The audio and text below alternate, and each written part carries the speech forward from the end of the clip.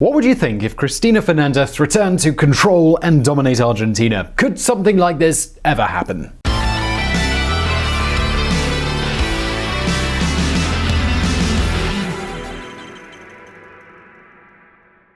Dear viewers, last April 2019, a survey caused a political earthquake in Argentina, an earthquake that also had significant economic consequences.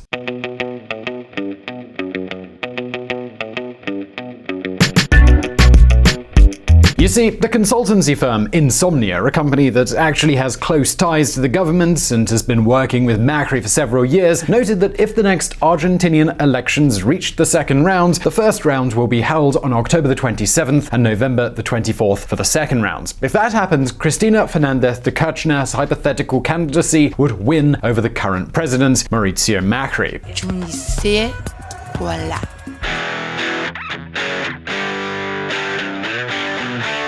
Right now, poor economic performance is causing support for President Macri to plummet.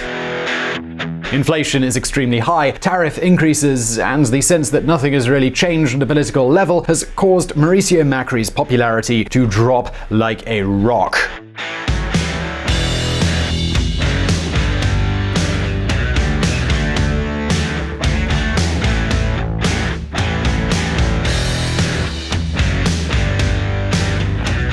But just a second. On May the 18th, the second political earthquake shook Argentina. For the first time in history, a vice presidential candidate named her choice for president. No se puede cambiar un país únicamente con un buen gobierno en sus tres poderes. Para cambiar un país hace falta un buen gobierno y una buena sociedad. Cristina Fernández made her decision to stand for election public, but not as number one, as number two, a vice presidential candidate. Former Argentine President Kirchner seeks return to power as vice president. You heard that correctly. In the end, the Kirchnerist candidate will be Alberto Fernández, Néstor Kirchner's chief of staff. He also held that post in Cristina's government for 1 year. I've asked Alberto Fernández to present the formula that we will run together. He as the presidential candidate and I as vice president, to participate in the upcoming primary, open, simultaneous, and mandatory elections. Cristina Fernández de Kirchner. Faced with this leadership scenario, at least three questions surface. The first is easy. Why on earth did Kirchner decide to do this? Esto lleva tiempo, esfuerzo, perseverar en los objetivos. Nadie puede hacer las cosas en 2 o 3 años. Well, let's just say that the answer has a lot to do with her currently good popularity. As we've seen, for the first time since 2015, several polls place Kirchner as the winner for not only the first round, but also the second. Y de paso, dirigirme a todos amigos, compañeros y funcionarios que tengan algunos dolarcillos en plazo fijo. ¿Usted moreno no? Bueno. Now, hold on just a second. The same forecasts also indicated a high number of undecided votes. And folks, this was very clear to election experts. The fear of Kirchner's return once it's election time could shift many votes back to the current ruling party. However, with this decision, two things happen. On the one hand, fear of the former president is somewhat diluted. She's no longer a presidential candidate. And on the other, the new duo could reach voters that Kirchner would have never reached alone. Allow me to explain. Alberto Fernández's candidacy puts regenerationism on the table. His discourse is more moderate, and there's the idea that the new duo would apply different policies to those implemented by Cristina in the past. This is essential to achieve victory. Because, of course, if you want to win the elections, you can't just count on your stalwarts. You have to convince new voters while also taking care not to mobilize your rival's vote. We rock you!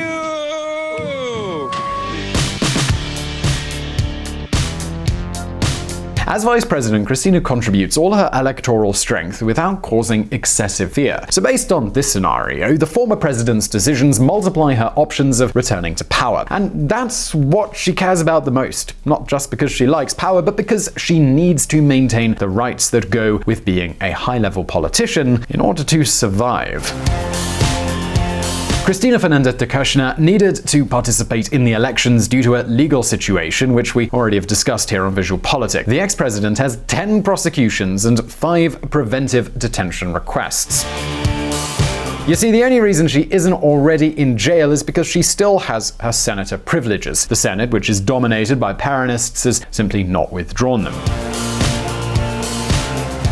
So the first question, why she decided to run as vice president, has already been answered. The second question is, can this pairing really win the elections? And I mean, are we really being serious here? The previous government's results before, not exactly brilliant, and there was a lot of corruption.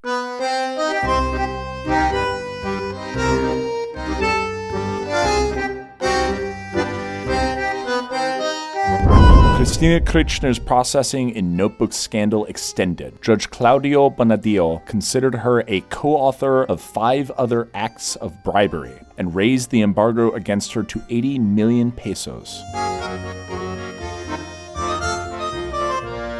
Well, yeah, at least that's what the voter intention studies say. Surveys place Kirchner ahead with an advantage of 9.5 and 4 in 2 different surveys. We can also find surveys, even more important ones, which put Macri in the lead, but by an increasingly smaller margin. And of course, now with the new formula, many of the fears of Kirchnerism have diluted, particularly because Alberto Fernández himself was very critical of the former president. She even said that Germany was worse than us in terms of poverty, maintained that the stocks didn't exist, and that inflation didn't matter in the end. That's denial, a stubborn, sometimes absurd denial. Alberto Fernández, 2015. That is how, overnight, the Kirchner-created formula can be seen as a sign of change. Something like, hey, we learned our mistakes, but our intentions, they were always good, and now we've got it figured out, and the important thing isn't a person's job title, but the project. Pretty incredible, right? Now, let's be clear, you can't really say that this is a surprising or an exceptional scenario. Not at all. It's part of a fairly predictable trend, actually. Macri has gone from leading in the polls in January to drawing with Cristina in March and then lagging behind her in April. As incredible as it may seem, according to the polls, Cristina's support hasn't stopped rising. The former president has gone from being a headache to Peronism, which wanted to revamp its image, to becoming its best wildcard, a chance of recovering the government of the Republic. At the moment, it seems like the evolution of the economy will be the decisive factor here. If things weren't so bad, perhaps even Macri could get enough support from undecided voters to remain in the Casa Rosada. The problem, as things stand, improving the economic situation in the short term seems quite complicated. And that is Kirchner's best card right now. One more slip, and Macri is sent to the bench. You see, the Argentine economy is going through a very, very fragile time. Inflation in March was 4.7%. That's the rate for 1 month, not 1 year. 2019 could close with a 35 to 50% inflation rate. The peso just keeps falling against the dollar, stocks are not doing well, and the country's risk is now over 1,000 points, and the country is still in recession. Folks, the race between Macri and Kirchner's hypothetical candidacies has become a race to be the least bad in the eyes of public opinion. And no, this isn't just our criticism, this is just simple fact.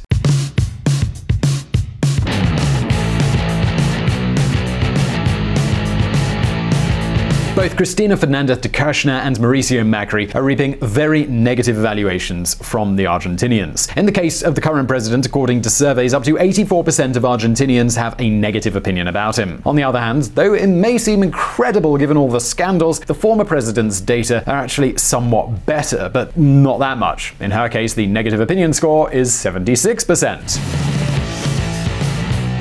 But now with the arrival of Alberto Fernández, things are different. The new candidate is less tainted than the former president. Yo no creo que retroceder en lugar de 5 casilleros con Cristina presidenta, retroceder 15, ir a una cosa parecida a Néstor, bajándolo a Cristina, subiéndolo a Alberto Fernández, signifique un cambio sustancial para la economía y para la vida de la gente, ¿no me parece? So the third and most important question, based on what we've seen, would be what consequences would the victory of Alberto Fernández and Cristina Fernández de Kirchner have, and on what kind of public policies would they bet? Well, it turns out we don't even have to wait until October to start answering. You see, the mere fact that Kirchner became a favorite in the polls has already made all international investors very, very nervous. And really, perhaps we should be just saying that it's made them even more nervous than they already were, and that has translated into the new drop of the peso against the dollar. This may also have fueled the idea of this new and surprising formula. So, why so much nervousness? It was assumed that Cristina's return to power would mean a return to the same ultra-interventionalist policies and tons of public spending as in the previous stage. Okay, so Macri, he didn't lead any great change either, but if Cristina returned, any possibility of Argentina changing, and don't tell me it doesn't need to change, would simply go out of the window. The simple fact that Kirchner took the lead in the polls fueled investors' fear of a new and upcoming Argentine default. And that makes things even worse, to such an extent that even some analysts such as Carlos Malamud have warned of a forthcoming exchange run. That is, the peso will sink even more because everyone will want to get rid of the currency. He thinks this is going to happen if Kirchnerism continues to improve its chances of getting back into power. In any case, regardless of whether Macri wins or loses the elections, Argentina's current situation is complicated. The government will have to return a whopping $34 billion in 2020 in a context of a severe economic recession and with a peso that is depreciating at full speed. Argentina is at a crossroads. Its debt in dollars is huge, accounting for almost 90% of the GDP, a figure that won't stop increasing due to the peso's collapse. The more the peso falls, the greater the burden of debt in dollars for the Argentine economy. The probability that Argentina will not succeed in paying this debt within one presidential term is high. Yes, the probability of default is high, but it isn't a fact. The situation is not yet irreversible, and fortunately, it seems that almost all political leaders are clear on this. The fact that Cristina has decided to run as vice president in Alberto Fernandez's candidacy could be a good test. After all, as we've already seen, Alberto Fernandez was very critical of Cristina Fernández's management. However, Argentina does need a total change of course, and to be frank, Alberto Fernández, he doesn't seem so committed to leading that change given his current running mate is the former president. And this is what leads us to this video's main question. Will the new government, be it Macri, Fernández, or any other candidate, be willing to carry out that massive change? Well, leave your answer in the comments below, as well as in this survey, and I really hope you enjoyed this video. Please do hit that like button if you did, and don't forget to subscribe for brand new videos. Don't forget to check out our friends at the Reconsider Media podcast as well. They provided the vocals in this episode that were not mine. Also, this channel is possible because of Patreon and our patrons on that platform. Please do consider joining them and supporting our mission of providing independent political coverage. And as always, I'll see you in the next video.